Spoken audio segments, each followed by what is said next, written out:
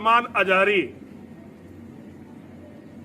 अभी उसने एक दिन मुझे चुनौती दी कि आग में चलते हैं, तू अपनी किताब लेकर चल, मैं कुरान, गंदी सी जो कुरान है उनकी, उसे लेकर चलूंगा जिसने सारी दुनिया में ये बवाल मचा रखा है। मैंने कहा मुझे धर्म ग्रंथों की जरूरत ही नहीं है, मेरे तो माँ और महादेव मेरे दिल में रहते हैं, मैं तो उनका नाम लेकर तेरे साथ चलूंगा, चल। अब जब उसने मेरी वीडियो सुनी तो उसका लिटरली पेशाब निकल गया। हिंदुओं, मेरे शेरों, मेरे बच्चों, मैं तुमसे इनकी औकात बताना चाहता हूं। उसकी पुरानी वीडियो देख लेना और नई वीडियो देख लेना मेरी वीडियो के बाद की। मैंने तो उससे कोई बहाना नहीं बनाया, मैंने तो कहा चल तू, मैं आ रहा, तू कर शुरू। उसने पहली वीडियो में कहा था कि पहले मैं जाऊंगा फिर बाद में नरसिंहानंद जाए। मैंने उससे कहा दोनों साथ साथ चलते हैं भाई, दोनों साथ साथ चलते हैं और पता चल जाएगा। अब उसने वीडियो बनाई कि पहले परमिशन का इंतजाम मैं करूं।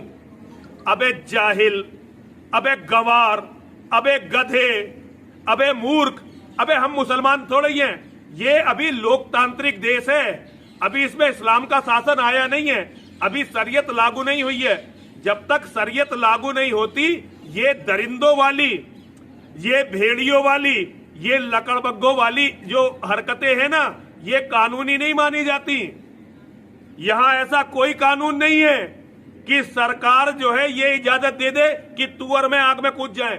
आज के हालात हिंदुस्तान के, जिससे आप सब बाखबर हैं कि हुजूर पाक सल्लल्लाहु ताला अलैहि वसल्लम, इस्लाम, कुरान और रब्बे ज़ुल जलाल की शान में गुस्ताखी पे गुस्ताखी हो रही है, और मज़ीद ये कि ये गवर्नमेंट और हुकूमत की पुश्त पनाही में हो रही है।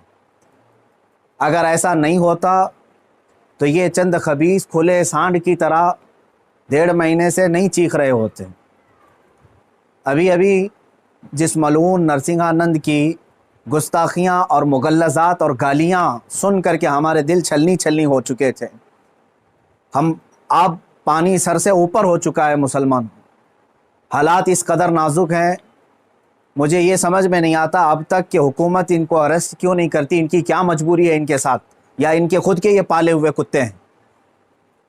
ये मुसलसल रोज़ाना वीडियो अपलोड करते हैं, क्या इनको पुलिस पूछती तक नहीं है कि तुम इस तरह सांप्रदायिक माहौल कर रहे हो, फितना फैला रहे हो, हिंदुस्तान में अमन व अमान ख़राब कर रहे हो? इनको पूछने वाला भी कोई नहीं है। आज की बात मैं बता रहा हूँ, दिल छलनी हो चुका था।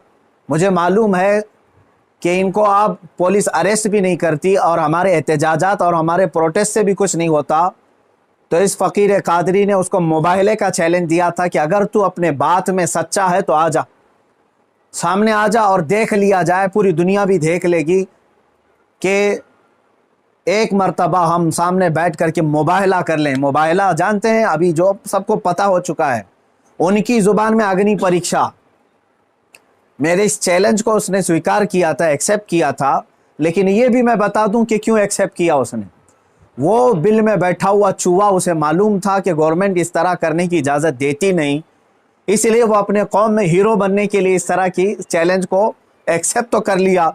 वरना आप सबको मालूम है मेरे मुसलमानों कि पाखंडी और बलात्कारी और माल का पुजारी, उसके अंदर मुबाहला करने की ताकत है, मुबाहला कर सकता है वो। उसका उसके खुद के दीन और धर्म से कोई ताल्लुक नहीं है। मैं ये चैलेंज के साथ कहता हूं, सनातन धर्म से भी उसका कोई ताल्लुक नहीं है। अब मैं जब बार बार उसको ललकारता रहा तो अभी जा करके अब वो मेरे जवाब में कहता है मौलाना मैदान छोड़ करके भाग रहा है, परमिशन की जिम्मेदारी मेरे ऊपर डाल रहा है। आप सब ठंडे दिमाग से सोच करके बताएं, परमिशन की जिम्मेदारी इसको ना दूं तो और किसको दूं? इसलिए कि ये इसके आज हुकूमत इसकी पुश्त पनाही में है और ये नाजायज औलाद में से है उनकी। सारी परमिशन वगैरह की जिम्मेदारी तो तुम्हारी हाथ में है ना, मुझे परमिशन की जरूरत नहीं है। इंशाअल्लाह अज़ीज, जिस दिन भी तू तैयार हो जाएगा मेरी आखिरी सांस तक, उस दिन भी मैं मुबाहले के लिए हाजिर हो जाऊंगा, उस दिन भी हाजिर हो, 1 इंच भी पीछे नहीं हटूंगा इंशाअल्लाह। इसलिए कि ये मेरे जुमले नहीं हैं, ये मेरे दीन की हक्कानियत है, ये रसूल पाक सल्लल्लाहु ताला अलैहि वसल्लम की सच्चाई है और कुरान पाक की अजमत है जो हमारे दिलों में कूट कूट कर भरी हुई है। ये जालिम मुबाहला करेंगे, मुबाहला करेंगे। अब सुनिए, मुबाहले के नाम पर ये एक्सेप्ट करके हीरो बन रहा था अपनी कौम में, और मुझे कह रहा है मैदान छोड़कर भाग रहा है। मैं इससे कहता हूं, आप सबको मालूम है ना, चंद दिन कबल ये दिल्ली के प्रेस क्लब ऑफ इंडिया में बैठ करके जहर उगल रहा था, हुजूर पाक सल्लल्लाहु ताला अलैहि वसल्लम की शान में गालियां बक रहा था। आज इसको याद आ गया ये लोकतांत्रिक देश है। आज ये कह रहा है ये लोकतांत्रिक देश है, मौलाना क्या ऐसी परमिशन यहां मिलती है? तो खबीस के बच्चे, तुझे ये पहले मालूम नहीं था कि इस लोकतांत्रिक देश में किसी धर्म को गाली नहीं देना चाहिए?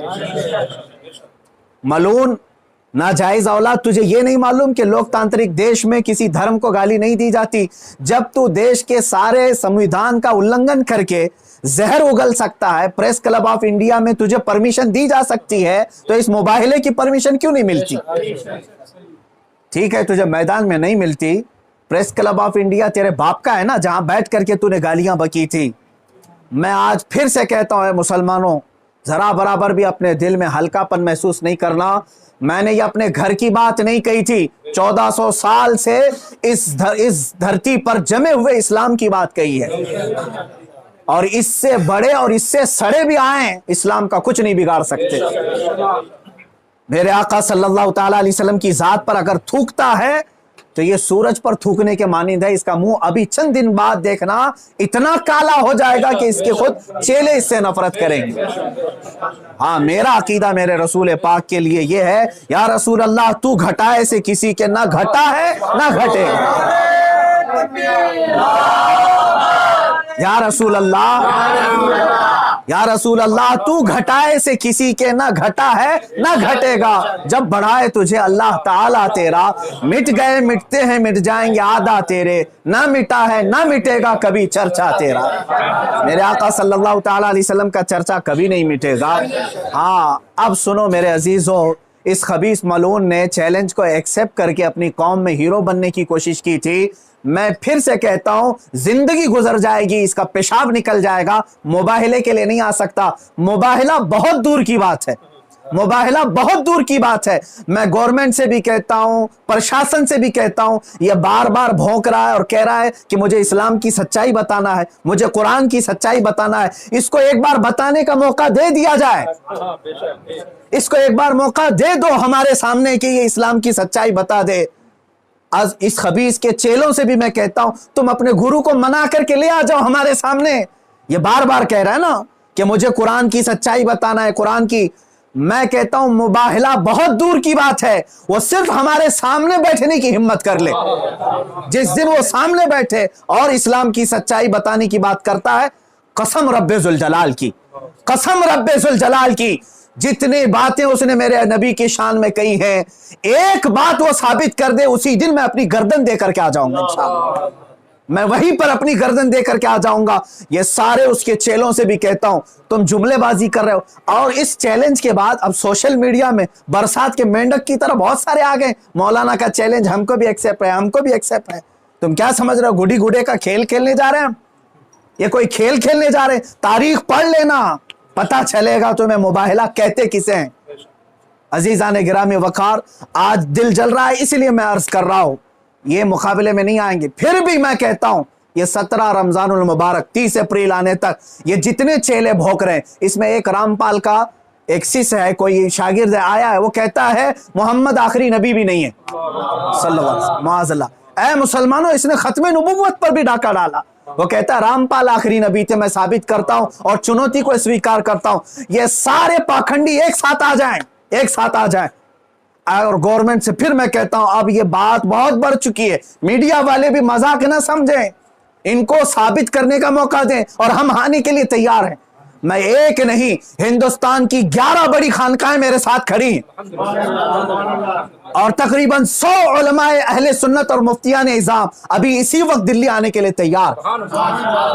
मेरे अजीजों, ये कोई खेल की बात नहीं कर रहा हूं। अल्हम्दुलिल्लाह 100 तो मैं अपने लिस्ट में रखा हूं, हजारों की तादाद में यहां पर अपनी जान लुटाने के लिए तैयार। ऐ मुसलमानों, अब पानी सर से ऊपर हो चुका है। अब ये 30 अप्रैल और 17 रमजानुल मुबारक की तारीख मैंने ऐलान तो किया, और ये बार बार इसको हल्के में लेकर मजाक उड़ाते। आज भी ये कहता है कुरान को गुंडों की किताब, कुरान कहता है वायरस है, कुरान को कहता है गंदी किताब। कहां मर गया तुम्हारा जमीर, कहां मर गया? मुसलमानों, मैं अब आपसे कहता हूं, इस तारीख को मेरे 3 ही ऐलान होंगे। मुझे पहुंचने दिया जाए, मुझे पहुंचने दिया जाए। उससे पहले अगर गवर्नमेंट या इनके कोई भी दबाव में आकर के अरेस्ट करते हैं, उसी दिन समझ जाना है मुसलमानों, इस्लाम की फतह हो चुकी है। समझ जाना, मैं अगर अंदर होता हूं तो लाखों मुसलमानों के अंदर का ईमान बाहर आ जाएगा इंशाअल्लाह अज़ीज़। ये एक बात याद रख लेना। दूसरी बात, अगर इस तारीख से पहले हुकूमत इसे अरेस्ट नहीं करती, जो रोजाना आज तक खुलेआम इस तरह की गुस्ताखियां कर रहा है, हद हो गई, हद हो गई। यहां पर होम मिनिस्टर पर कोई टिप्पणी करे तो जेल में चला जाए, और यह मुसलसल 1.5 महीने से मुगल्लजात बक रहा है, पखाना उगल रहा है, और कोई कुछ नहीं करता, इसको पूछता तक नहीं इसको। और अगर इस तारीख तक या तो उसे अरेस्ट करे, या तो फिर इस तारीख को पूरे हिंदुस्तान भर के मुसलमान कोई भी अपने घर में नहीं बैठेगा इंशाअल्लाह। मेरी इस बात पर लब्बैक कहते हैं आप सुन लें, इसलिए कि अब यहां पर हमारी जमीन जायदाद का मसला नहीं है। ये मत समझ लेना या जमीन मांगने के लिए आ रहे हैं, हुकूक मांगने के लिए आ रहे हैं। अरे मियां, अब तो हमारे जड़ की बात आ गई है। और मुसलमानों याद रख लो, अगर तुम्हारा यहां पर रसूल पाक की इज्जत सलामत नहीं है तो फिर तुम्हारा जीना भी किसी काम का नहीं है। अब ये चाहते हैं ना हम बाहर निकलेंगे तो वायलेंस हो जाएगा, फला हो जाएगा। हम ये नहीं चाहते फसाद हो जाए, इसीलिए तो बार बार गुहार लगा रहे हैं हुकूमत को, बार बार कह रहे हैं फसाद की जड़ को अंदर करो, उसे भौंकने से रोको। नहीं सुन रही है। और इससे भी आप समझ जाना है मुसलमानों, हुकूमत की मंशा यही है कि आप ये पूरे हिंदुस्तान में फसाद कराना चाहते हैं, पूरे हिंदुस्तान को जलाना चाहते हैं, वरना ऐसे पाखंडियों को खुलेआम नहीं छोड़ते। ये पूरी की पूरी प्लानिंग के साथ कर रहे हैं। इसलिए मुसलमानों, आज तुम्हारे इम्तिहान का वक्त है, आज तुम्हारे इम्तिहान का वक्त है। आज अगर तुम अपने घरों में चूड़ियां पहन करके बैठे रहे, याद रख लेना, बाद में आने वाली नस्लें तुम्हारे मुंह पर थूकेंगी, तुम्हारे कब्रों पर ईंट पत्थर मारेंगी। इसलिए कि ये नबी का गद्दार है, रसूल पाक पर भोंकने वाले को भी ये पूछ नहीं सका। तुम्हारी नस्लें बाद में तुम्हें याद करेंगी इस तरह से। याद रख लेना, ये तारीख यौम बद्र की जो आएगी, यौमुल फुरकान 17 रमजान की, उस दिन हर मुसलमान का कलेजा दहल जाना चाहिए। मशरिक से मगरिब तक, शुमाल से जुनूब तक, हिंदुस्तान भर के हर इलाके के। और इस पाखंडी से फिर मैं कहता हूं, तुझे जहां की परमिशन मिले, मेरे नाम से एक लेटर इशू करके दे दे, मेरे नाम से एक लेटर इशू करके दे दे कि ये मुफ्ती सलमान अजहरी आ सकता है मेरे साथ, मुबाहिला बहुत दूर की बात, डिबेट कर सकता है। इतना तो ऐलान करके दे दे, फिर मैं पूरी दुनिया को बता दूंगा कि तेरा पाखंड क्या है। मेरे अजीजों, मैं हिंदुओं से भी कहता हूं, ये हिंदुओं को बदनाम करने के लिए निकला हुआ है, ये माल का पुजारी है, राजनीति खेलने के लिए ये मेरे नबी को इस्तेमाल कर रहा है, राजनीति के लिए इस्लाम को इस्तेमाल कर रहा है। हद हो गई मेरे अजीजों। मैं हुकूमत से कहता हूं, अगर तुम्हें दुश्मनी है ना मुसलमानों से, लो हम सब की जाने और मार डालो, हमारे नबी पर ना भोंको, इस्लाम के खिलाफ आवाज ना उठाओ। इतनी गलीज बातें वो बक गया। मुझे बताओ, पूरे हिंदुस्तान के मुसलमानों ने कभी हिंदुओं के देवी देवताओं को छेड़ा आज तक? मुझसे सुना आपने कि हम गालियां दे रहे हैं उनके देवी देवताओं को? यह हमारी तहजीब है जो हमें इस्लाम सिखाता है, यह हमारे अखलाक है जो हमें इस्लाम सिखाता है। इसका जहर देख करके पता चलता है कि इसका कोई दीन और धर्म नहीं है। धर्म में रहने वाला ऐसी जहर नहीं उगलता। बहरहाल, ये मेरी गुजारिश है मुसलमानों से, या तो फिर ये मुबाहले के लिए तैयार हो जाए, जो इसके लिए जहां जगह हो मेरे नाम से लेटर इश्यू करे, और हुकूमत, प्रशासन, मीडिया इसको हल्के में ना ले, इसको इजाजत दे दे। ये दिखाना चाहता है, ये साबित करना चाहता है इस्लाम को झूठा, कुरान को झूठा साबित करना, उसको साबित करने दे दिया जाए। अगर वो साबित किया, और अगर नहीं साबित कर सका, तो फिर याद रख लेना, सुबह क़यामत तक तुम्हें पहचाना जाएगा, सुबह क़यामत तक तुम्हें पहचाना जाएगा। अजीज़ान गिरामी वक़ार, ये मुबाहले की बात चलती रहेगी और मेरी ये चुनौती बरकरार रहेगी। वो कहता है मैदान छोड़ करके भाग रहा है, तू क्या समझता है कि तेरे जैसे पाखंडी हैं यहां पर? अल्हम्दुलिल्लाह हम हुसैनी हैं, अगरचे आल में ना हो, लेकिन हुसैनी किरदार हमने बचपन से सुना है। अरे हमारी माँ ने हमें गोद में हुसैन आजम के करबला की दास्तानें सुनाई। हम मात नहीं खा सकते, सर कटा सकते हैं लेकिन सर झुका नहीं सकते इंशाअल्लाह अज़ीज। ऐ मुसलमानों, अपने जज्बों को बेदार रखो। कोई ये कहता है अगर कि ये जज्बात को भड़का रहे हैं, उससे सिर्फ ये कह देना जज्बात का नाम ही जिंदगी है। अब अगर नबी के नाम पर जज्बात नहीं बेदार हुए तो इससे बेहतर है कि तुम मर जाओ, सो जाओ। आप याद रख लेना, ये हुकूमत से भी मेरी गुजारिश है, अपील है, तुम वैसे भी मारना चाहते हो ना, हम आ जाते हैं। बाहर घुट घुट करके मरने से बेहतर है कि हम नामे मुस्तफा पर निकल करके मौत को कबूल करने को हम तैयार हैं। यूं भी तो किसी दिन हमको दुनिया से तो जाना है। अल्लाह के हबीब सल्लल्लाहु ताला अलैहि वसल्लम की इज्जत का परचम बुलंद करके जाएंगे इंशाअल्लाह। सारी खानकाहें, सारे उलमा, सारे मदारी, सारी तहरीकें, सारी तंजीमें, सबसे मैं बड़े अदब से गुजारिश करता हूं, अब वक्त किसी के घर का नहीं, किसी की सज्जादगी का नहीं, किसी की प्रॉपर्टी का नहीं, बल्कि तुम्हारे जाने ईमान का सवाल आ चुका है।